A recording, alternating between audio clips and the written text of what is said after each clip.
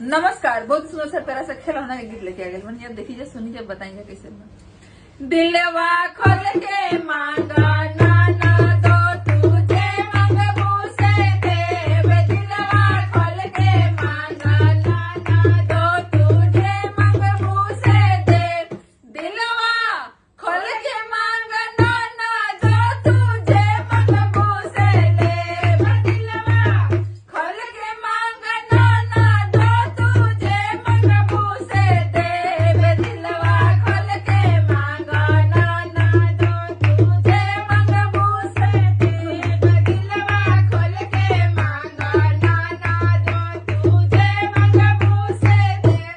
टीका जान मांगा नाना दो हमके पहने दो। टीका जान मांगा नाना दो हमके पहने दो। ओही टीका के बदले सोना रवा के लाई। टीका के बदले सोना रवा के ला। दिलवा खोल के मांगा नाना दो तुझे मंगबू से देव। दिलवा खोल के मांगा नाना दो तुझे मंगबू से देव। दिलवा खोल के मांगा नाना दो तुझे मंगबू से देव। दिलवा खोल के मांगा नाना दो तुझे मंगबू से देव। दिलवा खोल के मांगा नाना दो तुझे मंगबू से देव। दिलवा खोल के मांगा नाना दो तुझे मंगबू से देव। लहंगा जीन मांगा नाना दो हमके पहने दो। लहंगा जीन मांगा नाना दो हमके पहने दो। ओही लहंगा के बदले बजा जावा के ला।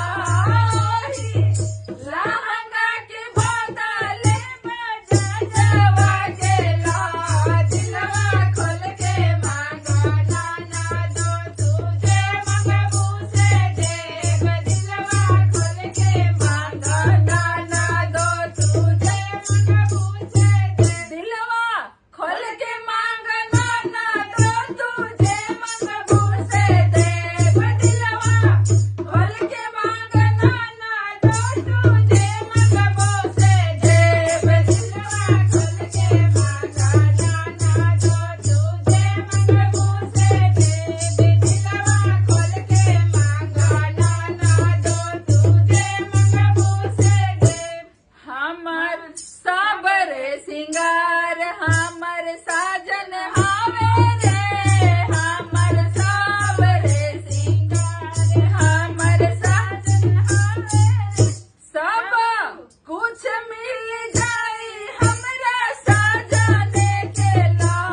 सब कुछ मिल जाई हमरा साजने के ला।